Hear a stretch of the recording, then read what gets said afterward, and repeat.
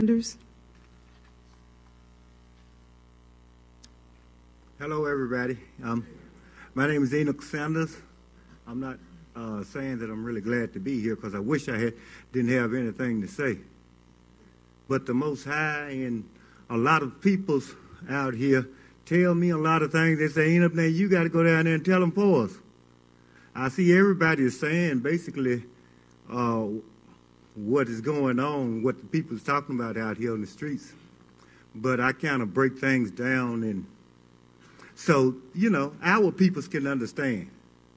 Because our people can't understand certain languages that people be putting things in all the time. But basically, I'm here to say that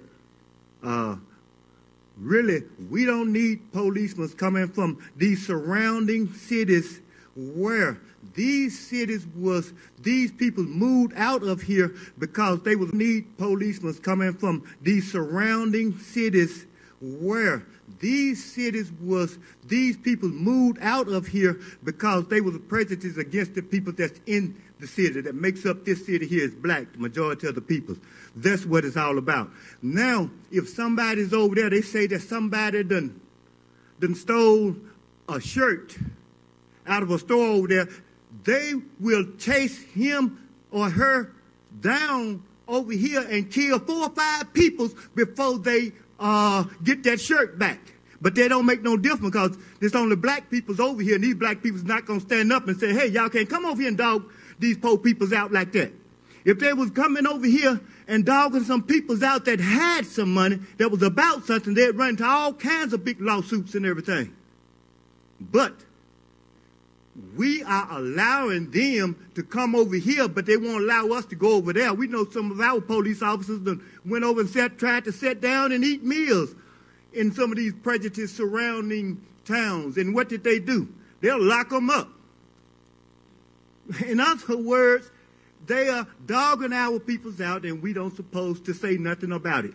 Too many races, too many times they come in over here, run into cars, dogging peoples out, and saying that they got authority over a piece of candy or something. But they might hurt 3 or 4 people. That's wrong. I don't think it's right, and I know it's not right. Also, I came down here to say about something about Ferry Street money. I don't know what happened to Ferry Street down there. Put a lot of money off into it. I don't know where our money went to.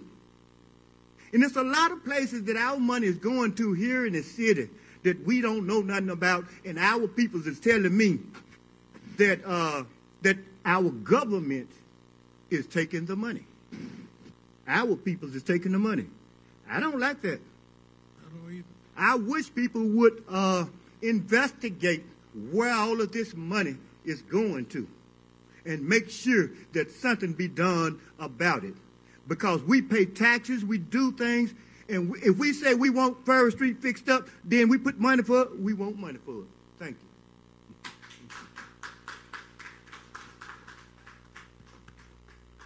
Councilman Stamps, the next 3 individuals, Aisha Jones, Jennifer Pate, and Adrian Jackson, will speak during item number 25. Discussion. Well, let's take up item number 25.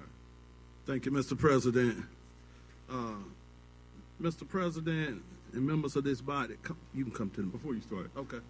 The reason I said it is because Sunset Apartment is near and dear to my heart. I was born in Sunset Apartments in F4. Right. And and when I was born in Sunset Apartments, looking across at Hawkins Field every day, the system wasn't designed to be where you end up being the council president. Or if you grew up in West Side community, the system wasn't designed for you to be the mayor of the city of Jackson. So, for me, Sunset Apartments is near and dear to my heart.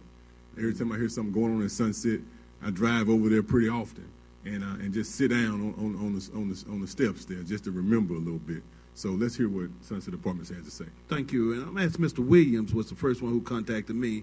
Come on down, Mr. Williams. It's a shame that in this day and time you have property owners who would treat citizens like dirt. And a lot of times the majority of these citizens are single mothers with children.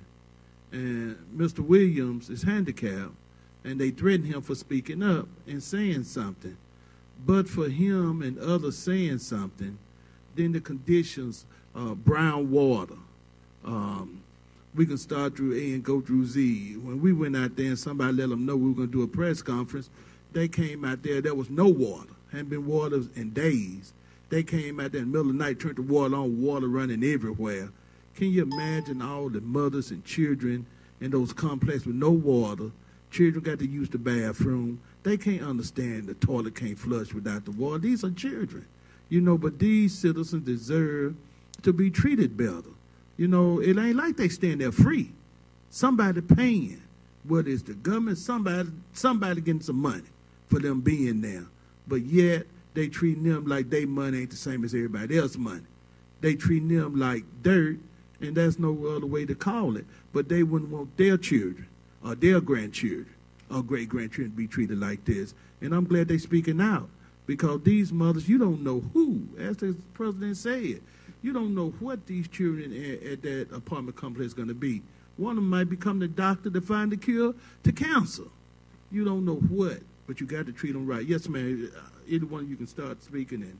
Okay. I been living in Sunset for almost 2 years now.